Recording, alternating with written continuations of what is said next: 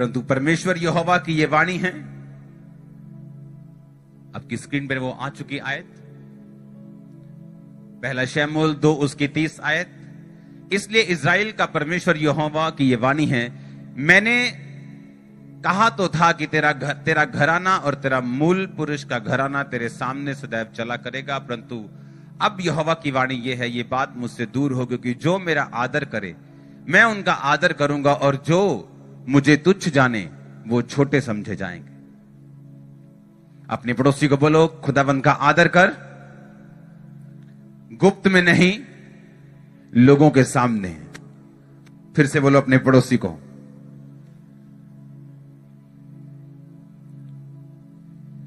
आप लोग क्या चाहते हो कि जब परमेश्वर आपको ब्लेस करे, वो आपको ब्लेस करे लोगों के सामने, या सिर्फ गुप्त रीति में आपको ब्लेस करे? आप चाहते हो आपकी गवाही ऐसी हो जो लोगों के सामने दी जा सके, या सिर्फ आप ही को मालूम हो? आप क्या चाहते हैं?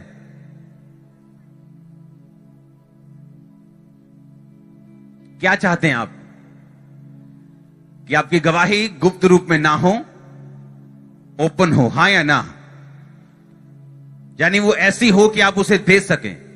गुप्त में भी परमेश्वर बहुत से काम करता है, लेकिन जो बात मैं आपको समझाने की कोशिश कर रहा हूं, आप समझना ध्यान से। परमेश्वर ने कहा जो मेरा आदर करेंगे मैं उनका आदर करूंगा। पहला राजा 3 उसकी 4 आयत। और राजा गिबोन को बलि चढ़ाने गया, क्योंकि मुख्य स्थान ऊंचा वही था। तब वहां की वेदी पर सुलेमान ने 1000 होम बलि चढ़ाए। और बाइबल कहती है इन होम बलियों के बाद परमेश्वर का आत्मा, परमेश्वर सुलेमान के सामने खड़ा हुआ सपन में और बोला कि बता तुझको क्या चाहिए। और सुलेमान ने कहा, परमेश्वर मैं छोटा सा लड़का हूं, मुझे तेरा प्रजा का न्याय करने के लिए बुद्धि चाहिए। और परमेश्वर ने उसे बुद्धि भी दी और उसे आशीषित भी किया। हां या ना? अपने हाथों को उठाऊं,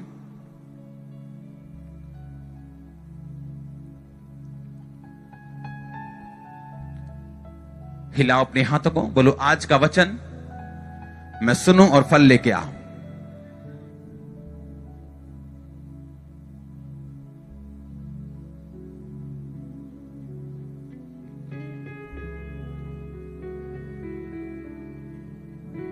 जो मैं सुनूं, मैं समझूं और फल लेके आऊं।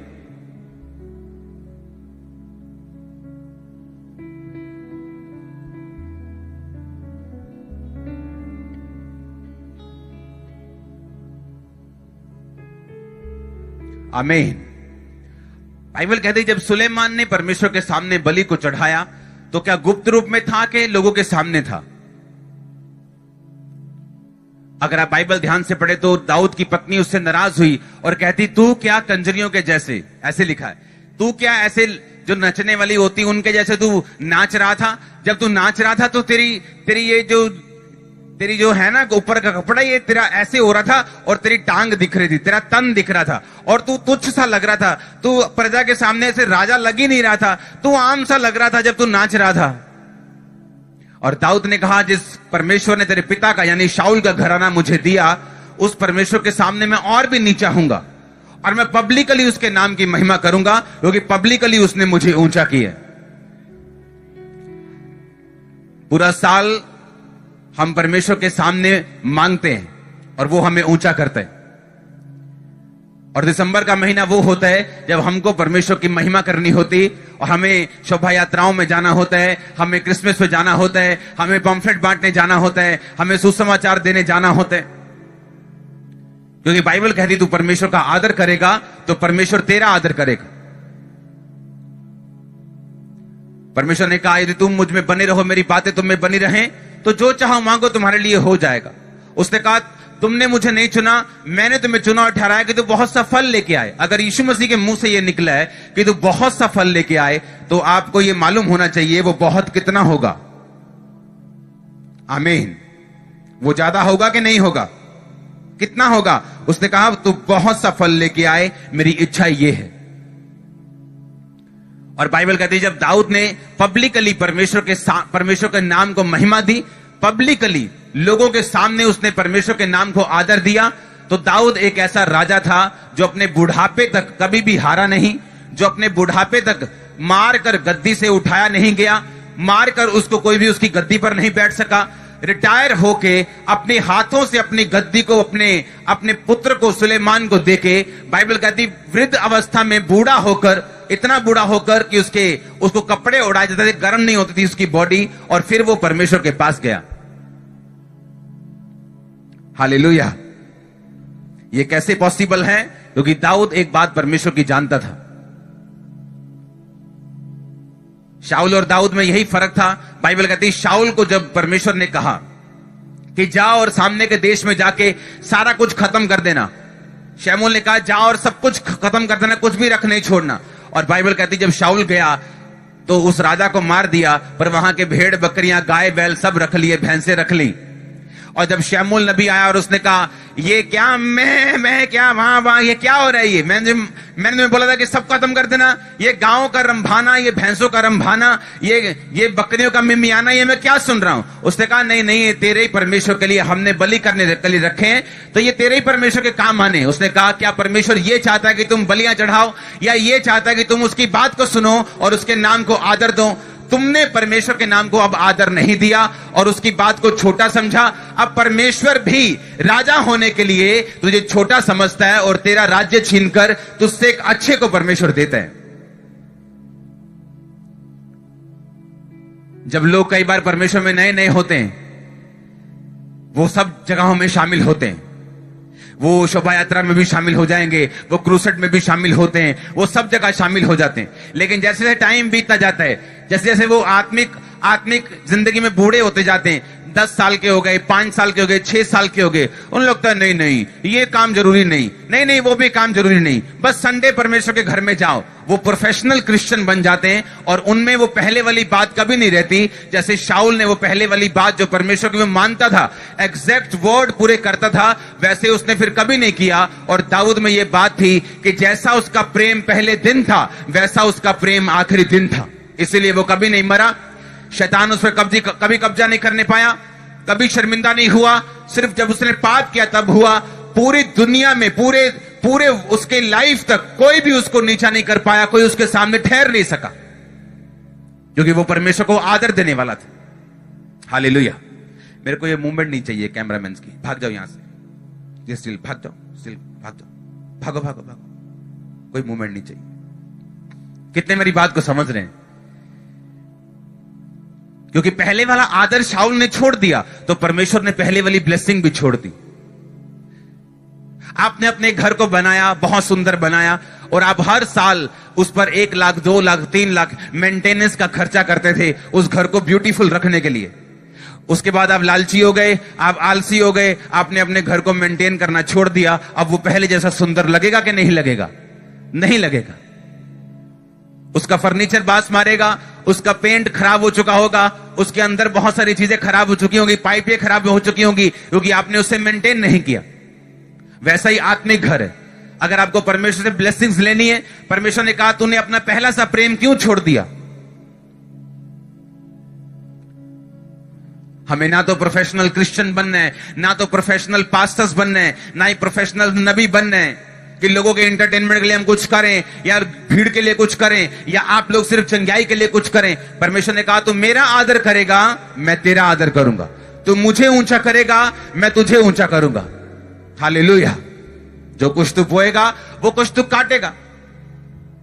बाइबल कहती सुलेमान भी ऐसा ही था। वो अपने पिता की गवाही को देखता था। बहुत से लोग हैं जो दूसरे की गवाही को देखते हैं, पर कुछ लोग सीखते हैं और कुछ लोग नहीं सीखते। दाऊद ने अपने भाइयों की गवाही से यह सीखा कि कभी परमेश्वर के सामने उसका निरादर ना करो, कभी परमेश्वर के वचन को तुच्छ ना समझो, क्योंकि दाऊद के बड़े भाई के ऊपर था कि परमेश्वर उसको इस्राएल का राजा बनाना चाहता था, क्योंकि वचन लिखा हुआ था कि यिशै के ठूंठ में से एक डाली प्रकट होगी। यानी दाऊद नहीं बल्कि उसका बड़ा बेटा, परमेश्वर का प्लान हमेशा बड़े पर रहता था।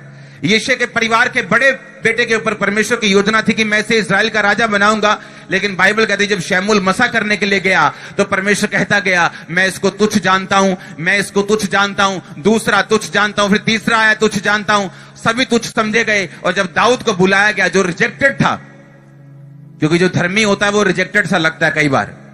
जब तक उसकी जिंदगी में गवाही नहीं बनती, धर्मी ऐसा लगता है कि त्यागा हुआ है।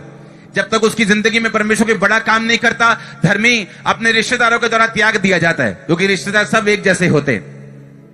शरारती अगर मैं अभी आपको बोल दूं कि अच्छा आधा घंटा मैं जा रहा हूं, तुम सब बातें कर सकते हो, 15 मिनट में ही चुगली वाला चुगली वाले को ढूंढ लेगा, धर्मी को ढूंढ लेगा, चोर को ढूंढ लेगा, व्यभिचारी को ढूंढ। अपने आप देखना कैसे कनेक्शन बनते हैं इनके, अपने आप कनेक्शन बन जाएंगे। व्यभिचारी के पास अपने आप अट्रैक्ट हो जाएगा, चोर के पास चला जाएगा, धर्मी के पास चला जाएगा, सुसमाचार सुनाने वाला सुसमाचार का काम करना शुरू कर देगा।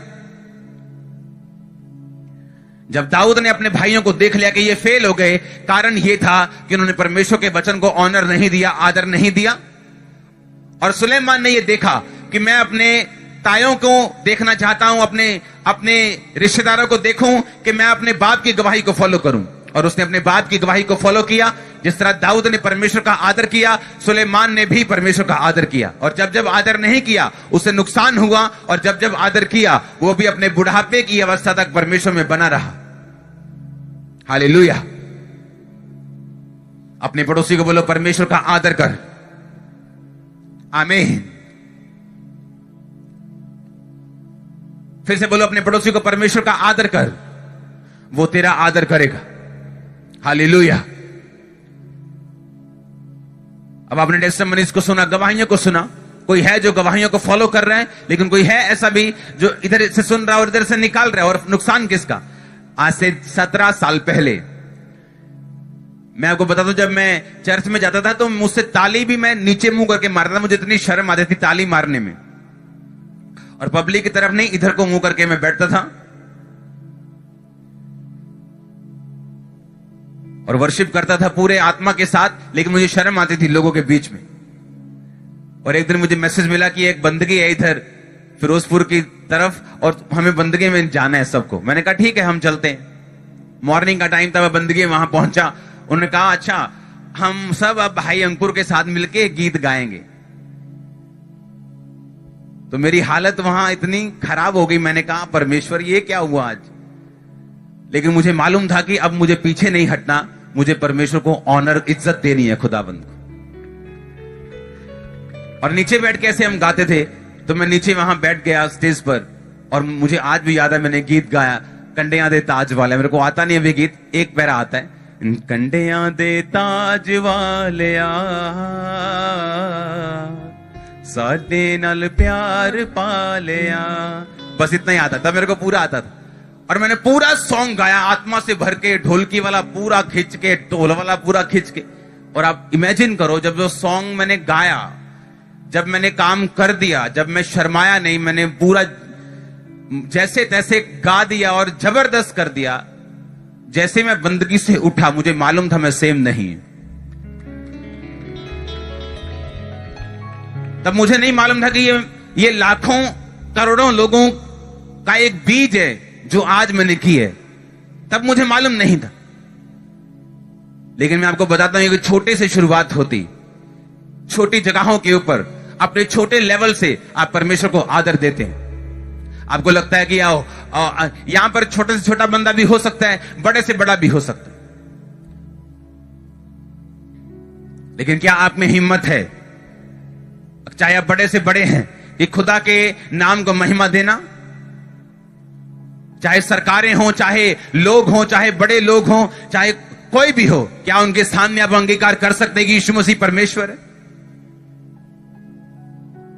चाहे आप छोटे से छोटे क्यों ना हो, क्या आप अपने बॉस को बोल सकते हैं कि आज संडे और मैं खुदा के अलावा और कहीं नहीं जाता हूं?